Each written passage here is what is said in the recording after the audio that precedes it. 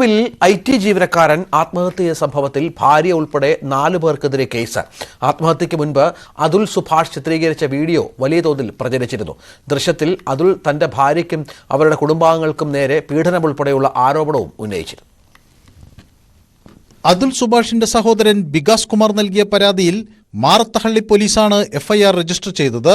നികിത സിംഗാനിയ, അമ്മ നിഷ സിംഗാനിയ, സഹോദരൻ അനുരാഗ് സിംഗാനിയ, അമ്മാവൻ സുശീൽ സിംഗാനിയ എന്നിവർക്കെതിരെയാണ് കേസ്.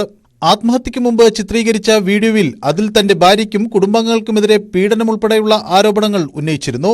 വിവാഹമോചനത്തിനു ശേഷം 4 പ്രതികളും അതുലിനെതിരെ കള്ളക്കേസ് ഫയൽ ചെയ്യുകയും കേസ് ഒത്തുതീർപ്പാക്കാനായി 3 കോടി രൂപ ആവശ്യപ്പെട്ടതായും വികാസ് നൽകിയ പരാതിയിൽ ആരോപിക്കുന്നു. ഇതുകൂടാതെ ഇപ്പോൾ 4 വയസ്സുള്ള മകനെ കാണാൻ ഭാര്യ 30 ലക്ഷം രൂപ ആവശ്യപ്പെട്ടതായും പരാതിയുണ്ട്. മാനസികമായും ശാരീരികമായും പീഡിപ്പിക്കപ്പെട്ടതിനെ തുടർന്നാണ് അതുൽ ആത്മഹത്യ ചെയ്തതെന്നും പരാതിയിൽ വ്യക്തമാക്കിയിട്ടുണ്ട്. പരാതിയുടെ അടിസ്ഥാനത്തിൽ കേസെടുത്ത പോലീസ് അന്വേഷണം ആരംഭിച്ചു. ഉത്തർപ്രദേശ് സ്വദേശിയായ അതുൽ ബംഗളൂരുവിലെ മഞ്ജുനാഥ ലേഔട്ടിലാണ് താമസിച്ചിരുന്നത്.